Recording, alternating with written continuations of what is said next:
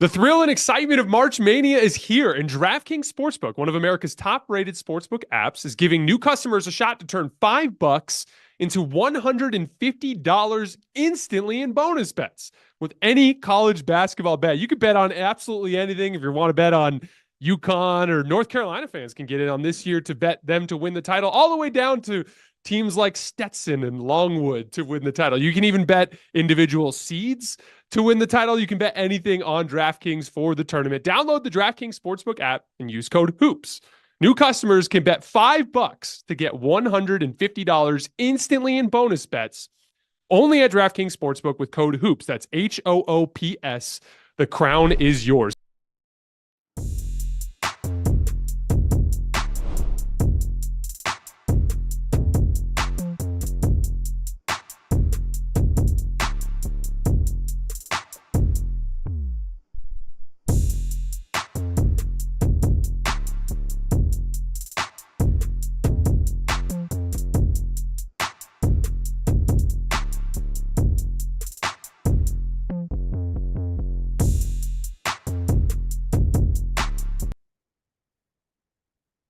All right, welcome to Hoops Tonight here at The Volume. Happy Tuesday, everybody. Hope all of you guys are having an incredible week. Got a super fun show for you tonight. The Dallas Mavericks, who had won like a million games in a row or something, went on the road into Golden State, and the Warriors put together a really impressive and specifically interesting defensive effort to beat the Dallas Mavericks and end the winning streak. We're going to break that game down from the perspective of both teams, and then we'll get out of here for the night. You guys know the drill. Before we get started, subscribe to our brand new YouTube channel so you don't miss any more of our videos. Don't forget about our podcast feed, wherever you get your podcasts, under Hoops Tonight. It's also super helpful if you leave a rating and a review on that front.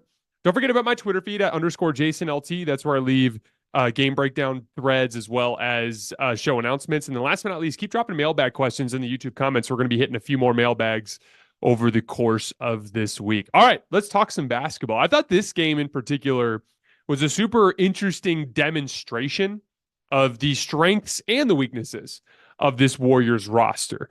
And the main weakness as of late is the Warriors just haven't been a very good offense since the All-Star break. Steph is really struggling. That's pretty much the primary driving force of it all. Like, we've known for years now that Steph doesn't really have a reliable secondary creator, pretty much this year and last year.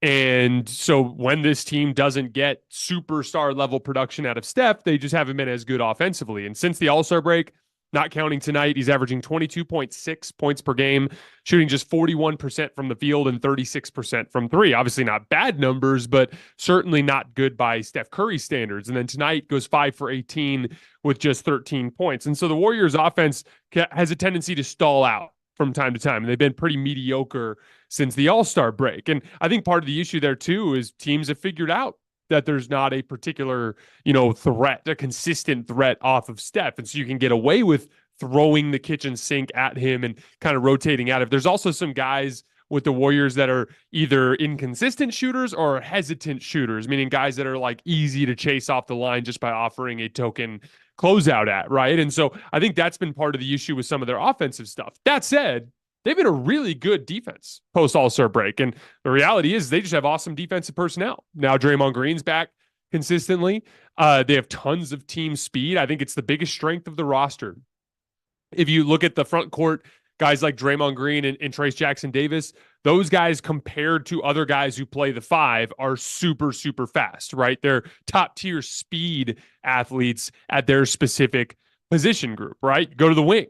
Andrew Wiggins, Moses Moody, Jonathan Kuminga. These are all top-tier athletes in terms of speed and mobility on the perimeter for their specific position group. Obviously, Jonathan Kuminga right now is dealing with some knee tendonitis, so he didn't play tonight. Then at the guard position, Gary Payton brings a great deal of speed, and even the guys that are not necessarily top-tier athletes for their position are super scrappy and are good defensive players who know how to defend within a scheme. So they're very good defensive team, but that speed is definitely the strength of the roster. That's 6 guys in their rotation who are legitimately excellent speed athletes for their specific position group, which sets the stage for this particular matchup. So Luka's been torching absolutely everybody so far to start this I say to start throughout this season, but especially as of late in this particular run. He just had an absolute wrecking ball game against the Houston Rockets where he embarrassed just about every single perimeter defender and front court defender on that team. He's just been killing everybody. And,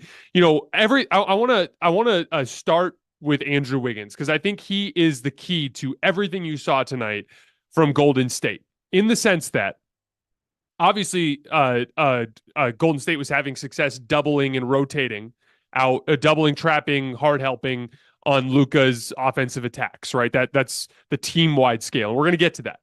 But one of the things you'll see a lot is when Luka doesn't want to deal with the trap, he'll just go one-on-one, just bring the ball up the floor. And the vast majority of primary defensive options to guard Luka to start games are not guys who can guard Luka.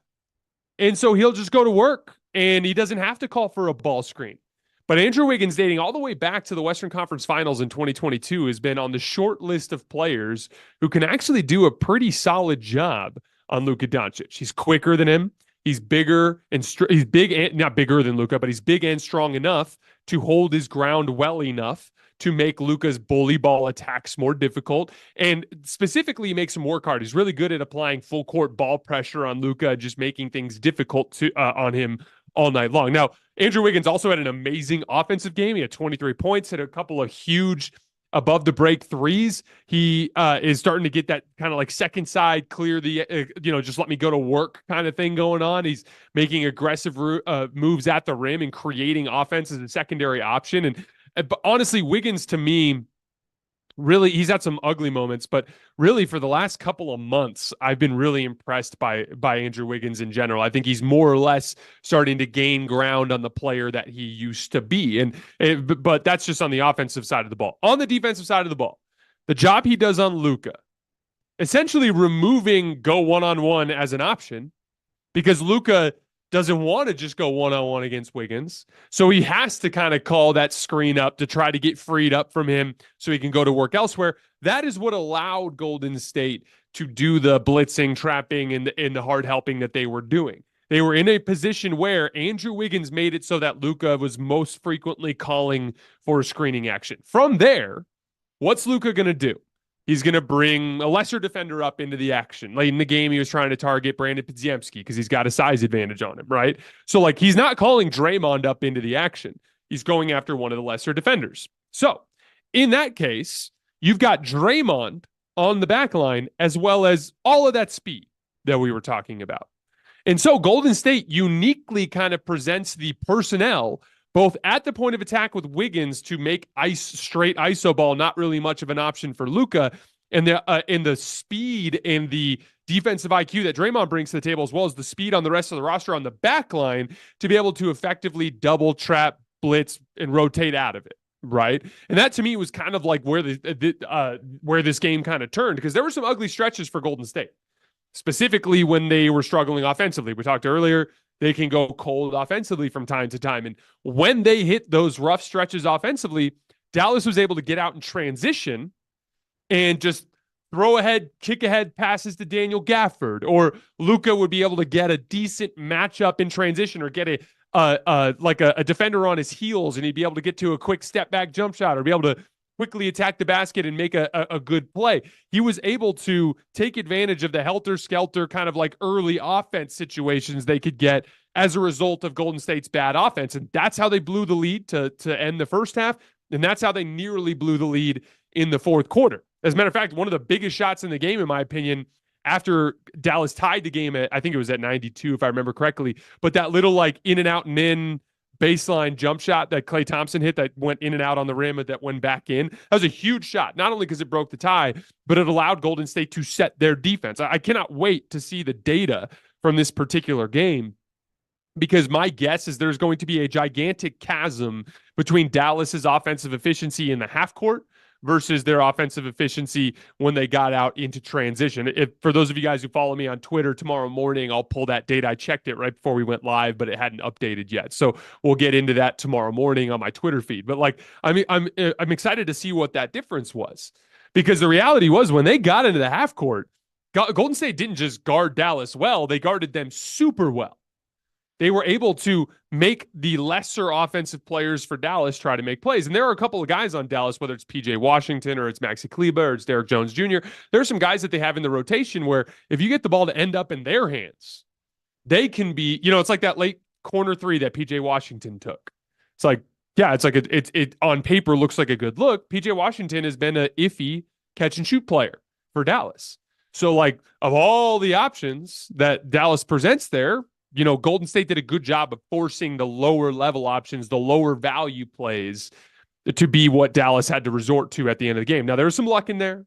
I thought Luka and Kyrie both got wide open threes at the end of the game that ended up missing. And so obviously there's a certain element there. But for the most part, during that stretch, when Golden State had Dallas in the half court, they were able to get the ball out of Luka's hands and they were able to rotate effectively out of it.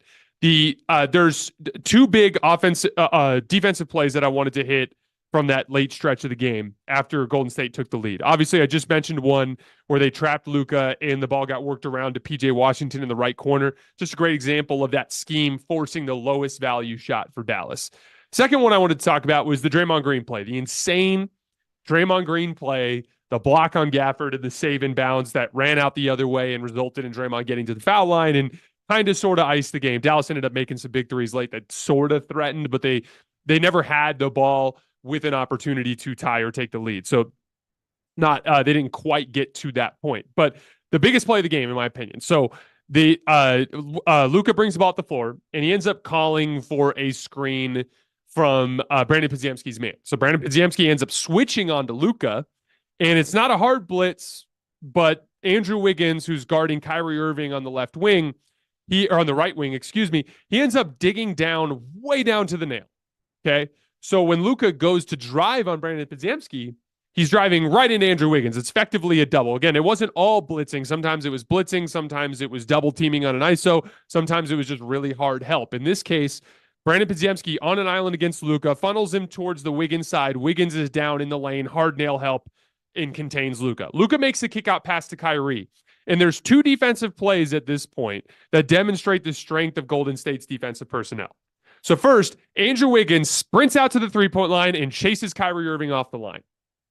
Just not many athletes that can effectively double, essentially, at the nail, but also chase an excellent catch-and-shoot player in Kyrie Irving off the line. So Kyrie rips through, ends up beating Wiggins off the dribble. To be expected, he was hard doubling and he had to hard close out. He did his job, though. Chased Kyrie off the line. From there, Draymond Green steps up from underneath the basket and offers a contest on Kyrie, which forces Kyrie to dump it off to Daniel Gafford. But it turns out Draymond Green, who's also a top-tier speed athlete at his specific position group, is fast enough to guard Kyrie at the kind of like right at the semicircle, charge circle area and recover back down to Daniel Gafford and make that ridiculous block against a much bigger player. How many times did you see tonight Daniel Gafford just kind of catch an offensive rebound or a kick-ahead pass over everybody and just go up and dunk it? That is not an easy player to meet with verticality. And Draymond did. And managed to save the possession. And managed to get to the foul line on the other end of the floor. But again, that is the unique trait that Golden State has defensively. We talked a lot about Golden State's ability to contend. That entirely has to do with the offensive end of the floor. This is a team that can defend well enough to make a deep playoff run, potentially defend well enough to win a championship. The question marks are on the offensive end. They have that type of personnel. Luka got a switch onto a guard in Brandon Podziemski, who's a good defender, but is the best option that Golden State presents in that situation. But then they had the personnel to be able to effectively double Luka out of that matchup while not conceding an easy shot. In fact, not even conceding a shot. They blocked the shot. That is a unique trait that this team brings to the table. And so like when I actually think about what it takes for Golden State to become a threat at this point, it centers around rounding out the rest of that group. This defense plus Wiggins being the consistent offensive threat that he's been, plus Steph Curry getting back to form, now we're talking about a legitimate playoff threat. But there's some question marks there. We're going on, over a month now where Steph has not been consistently good. So that's the first thing that has to get rounded out. And then Andrew Wiggins has had a tendency to kind of ebb and flow and fade, depending on where he's at mentally in any particular game. And so like that's going to be the question mark, is whether or not they can round that stuff out. But I genuinely believe that that defensive potential that they have is unique. And if they can just get to the point where they are a consistent half-court offense like they were earlier in the season, that's where I could see them becoming a legitimate playoff threat. I also wanted to shout out the bench group. I thought Chris Paul and Brandon Podziemski did just an unbelievably amazing job carrying the offense during those middle portions of the game. That was actually when Golden State built up the leads to be able to withstand those runs that Dallas made against the Golden State starting group. Chris Paul just being aggressive as a scorer and looking to take the pull-up jumpers that were available to him. Hit several big ones, especially in that third quarter run that they went on. Brandon Podziemski, I thought he just played a really smart floor game, was super active on the glass, had a couple of really nice passes, had a huge kind of like sidestep three on the right wing in the second half as well. Big time performance from that bench group. Big win for the Golden State Warriors. On the Dallas Mavericks front, I do think that this presents an interesting example of the best way to guard Dallas. So, for instance, Phoenix. Phoenix is going to go out there with Yusuf Nurkic and Grayson Allen in all likelihood. And they'll have small ball groups that may have Grayson Allen and Eric Gordon on the floor. But regardless who it is, their off-ball talent is just insanely good. And so when they can get Bradley Beal, Devin Booker, and Kevin Durant out there, or any two of those guys out there at any given moment, they can get you in rotation, kind of like Dallas was existing in tonight offensively. But it's rotation with guys that you simply cannot leave open. Grayson Allen's going to make that shit every single time. Eric Gordon's going to make it, right? They're going to, if you chase him off the line, they're going to pump fake, and they're going to be able to make a play. And by the way, a lot of times it's Kevin Durant off the ball. A lot of times it's Bradley Beal off the ball. A lot of times it's Devin Booker off the ball. But you're in a situation where their off-ball talent is so incredibly good that like when Phoenix really gets going and they're driving kick offense, they can be devastating. Dallas has some guys where it's like if you get the ball in their hands, it can be a little sketchy sometimes. Maxi Kleber, his jumper comes and goes. PJ Washington, it comes and goes, and more often than not, it's not been there this year, right? Derek Jones Jr., he has his things that he can do. He can slash off the wing. He can cut. He's actually a better spot up player than the shooting numbers would lead you to believe. But he's a guy that like when teams, especially in like a playoff style defensive effort that Golden State brought tonight, those guys are going to have to make shots. Here's the counter to that though. Matchups are everything. How many teams truly represent the speed that Golden State does? Because as good as Golden State's defense is, like we talked about, I'm not sure their offense is good enough to get them to the promised land. Some of the teams that are above Golden State, though, are they good enough? Are they good enough defensively to actually justify that type of scheme? That's the question. Because, like, again, it's like you run into this situation where it's like Phoenix is the team that's best equipped to beat Denver because of Nurkic and his ability to kind of bang bodies with Nikola Jokic and because of their ability to spread you out and drive and kick you to death. But is Phoenix good enough to beat the Clippers? Is Phoenix good enough to beat Dallas? Right? Like that's the thing with these matchups. When you get past that Denver tier, it's like, yeah, there are certain teams that are better than others against certain types of opponents.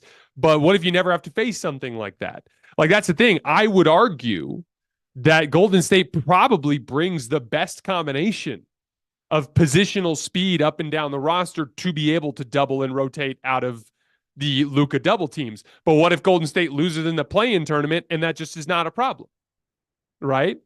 Because like a team like Denver, they have outstanding defensive personnel at two positions, Kentavious Caldwell-Pope and Aaron Gordon. But the other guys, they kind of need to be in a situation where they can load up and play roles on defense. But when they get spread out, they can struggle, kind of like Phoenix has done to them, right? And so that's the thing that's super interesting as you start to look down the West at matchups. It's like, yeah, Golden State showed tonight that with the right type of personnel and the right scheme, you can really bog down Dallas's half-court offense. But are the teams Dallas going to play along this run, are they actually fast enough to do that? And that remains to be seen. And so I think that's going to be super interesting. Really entertaining game. I loved just the way that Dallas kept fighting in that game, especially after they ran into that buzzsaw in the mid-late third quarter, kept the game interesting. Really do think Dallas is good. I'm not as high on them as everybody else is around the league. But I thought that was a really interesting game that showed the strengths and weaknesses of both rosters. All right, guys, that is all I have for tonight. We're going to be back tomorrow morning. We're going to talk about Joel Embiid's return to play tonight against the Oklahoma City Thunder. Might hit one other game from tonight's slate, and then we'll do a mailbag, and then we'll get out of there. That's going to be relatively early in the morning, so drop some mailbag questions here in the YouTube comments. We'll hit those tomorrow. As always, I sincerely appreciate you guys for supporting the show. We will see you next time.